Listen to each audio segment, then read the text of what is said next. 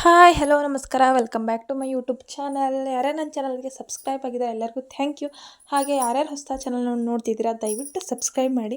So ನಾನು ಇವತ್ತು tomato rasam ಅಥವಾ ಟೊಮೆಟೊ ಸಾಂಬಾರು ಮಾಡೋದು ಹೇಗೆ ಅಂತ ತಿಳಿಸ್ಕೊಡ್ತಿದ್ದೀನಿ. ಇದನ್ನು ಆರಾಮಾಗಿ ಕ್ವಿಕ್ಕಾಗಿ ಈಸಿಯಾಗಿ ಒಂದು 10 ಮಿನಿಟ್ಸಲ್ಲಿ ಮಾಡ್ಬೋದು. ಸೊ ಮೊದಲು ನಾನು 4 ಟೊಮೆಟೊ ತೊಗೊಂಡಿದ್ದೀನಿ, ಅದನ್ನು 4 ಹೆಚ್ಚಿಕೊಂಡು ಇಟ್ಕೊಂಡಿದ್ದೀನಿ.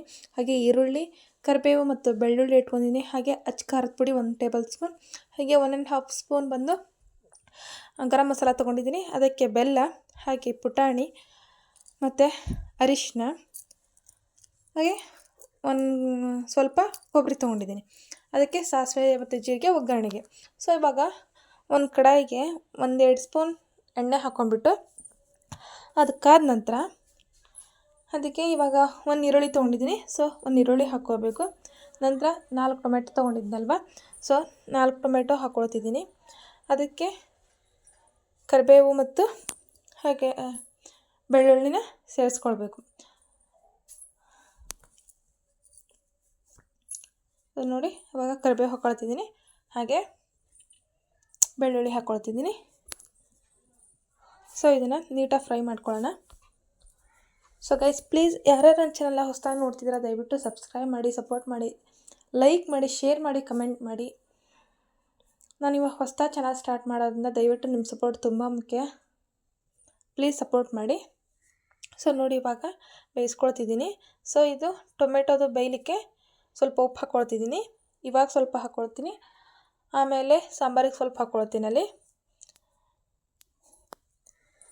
ಸೊ ನೋಡಿ ಚೆನ್ನಾಗಿ ಬೇಯಿಸ್ಕೊಳ್ಳೋಣ ಇವಾಗ ಇದನ್ನು ಬ್ಯಾಚುಲರ್ಸ್ ಕೂಡ ಆರಾಮಾಗಿ ಮಾಡ್ಕೊಳ್ಬೋದು. ಸಾಂಬಾರು ಪೌಡರ್ ರೆಡಿಮೇಡ್ ತೊಗೊಂಡ್ಬಂದು ಕೂಡ ಆರಾಮಾಗಿ ಮಾಡ್ಕೊಳ್ಬೋದು. ಬಟ್ ನಾನು ಮನೆಯಲ್ಲೇ ರೆಡಿ ಮಾಡಿರೋಂಥ ಮಸಾಲ ಇದು. ಸೊ ನೋಡಿ ಇವಾಗ 1/4 ಭಾಗ ಬೆಂದಿದೆ. ಸೊ ಇದಕ್ಕೆ ಇವಾಗ ಅರಿಶಿನ ಒಂದು ಚಿಟಿಕೆ ಅರಿಶಿನ ಹಾಕ್ಕೊಳ್ತಿದ್ದೀನಿ.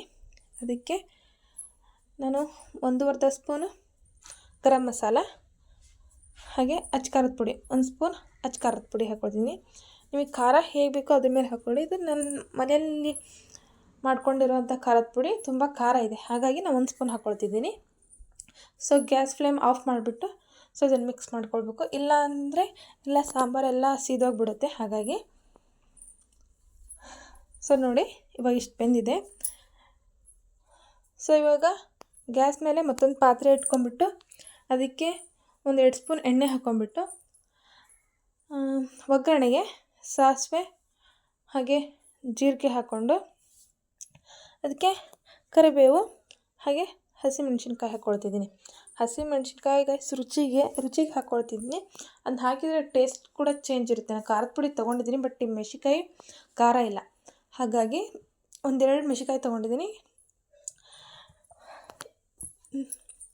ಇದನ್ನು ಸ್ವಲ್ಪ ಫ್ರೈ ಮಾಡ್ಕೊಳ್ಳೋಣ.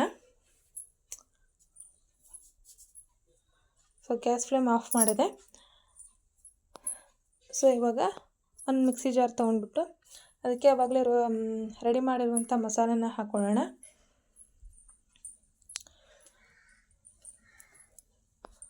ನೀವು ಕೊಬ್ಬರಿ ಸಪ್ರೇಟಾಗಾದರೂ ರುಬ್ಕೊಳ್ಬೋದು ಅಥವಾ ಇದ್ರ ಜೊತೆಗೆ ಮಾಡ್ಕೊಳ್ಬೋದು. ನಾನು ಇದ್ರ ಜೊತೆಗೆ ಮಾಡ್ಕೊಳ್ತಿದ್ದೀನಿ. ಸೊ ಇದಕ್ಕೆ 1 ಸ್ಪೂನು ಪುಟಾಣಿ ತೊಗೊಂಡಿದ್ದೀನಿ, ಹಾಗೆ ಇದಕ್ಕೆ ಕೊಬ್ಬರಿ ಹಾಕ್ಕೊಳ್ತಿದ್ದೀನಿ. ಕೊಬ್ಬರಿ ಮಾಡ್ಕೊಂಡು ಇನ್ನು ನುಣ್ಣಗೆ ಪೇಸ್ಟ್ ಮಾಡ್ಕೊಳ್ಳೋಣ. ನೋಡಿ ರೆಡಿಯಾಗಿದೆ. ಸೊ ಇವಾಗ ಒಗ್ಗರಣೆಗೆ ಈ ಮಸಾಲ ಸೇರಿಸ್ಕೊಂಡ್ಬಿಟ್ಟು ಮಿಕ್ಸಿ ಜಾರೆಲ್ಲ ಕ್ಲೀನಾಗಿ ತೊಳ್ಕೊಂಡು ಆ ಮಸಾಲ ಎಲ್ಲ ಹಾಕ್ಕೊಂಡು ನಿಮಗೆ ಎಷ್ಟು ಕನ್ಸಿಸ್ಟೆನ್ಸಿ ಬೇಕು ಅಷ್ಟು ನೀರು ಹಾಕ್ಕೊಳ್ಳಿ. ನೋಡಿ ನಾನು ಇಷ್ಟು ನೀರು ಹಾಕ್ಕೊಂಡಿದ್ದೀನಿ ಇವಾಗ. ಸೊ ಇದು 1-2 ನಿಮಿಷ ಕುದಿ ಬಂದಮೇಲೆ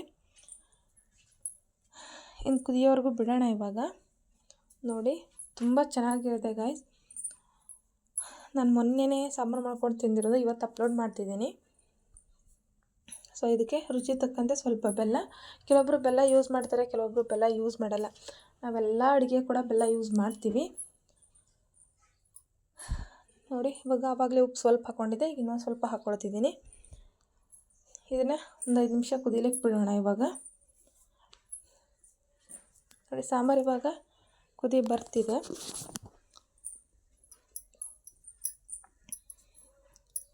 ಪ್ಲೀಸ್ ನನ್ನ ಚಾನಲ್ನ ಪದೇ ಹೇಳ್ತೀನಿ ಅಂತ ಬೇಜಾರಾಗಬೇಡಿ.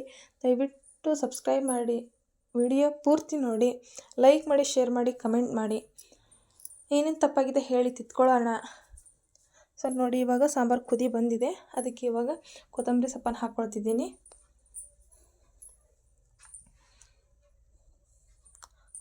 ಕೊತ್ತಂಬರಿ ಸೊಪ್ಪು ಹಾಕೊಂಡ್ಬಿಟ್ಟು ಒಂದು ಕುದಿ ಬರೋವರೆಗೂ ಮಾತ್ರ, ಜಾಸ್ತಿ ಬೇಡ. ಆಲ್ರೆಡಿ ಸಾಂಬಾರು ಕುದ್ದಿದೆ ಅಲ್ವಾ, ಸೊ ಹಾಗಾಗಿ ನೋಡಿ ಇವಾಗ ಸಾಂಬಾರು ರೆಡಿ ಆಗಿದೆ. ಇದನ್ನು ಅನ್ನಕ್ಕೆ ಸೂಪರಾಗಿರುತ್ತೆ ಗೈಸ್. ಪ್ಲೀಸ್ ಸಪೋರ್ಟ್ ಮಾಡಿ, ಸಬ್ಸ್ಕ್ರೈಬ್ ಮಾಡಿ.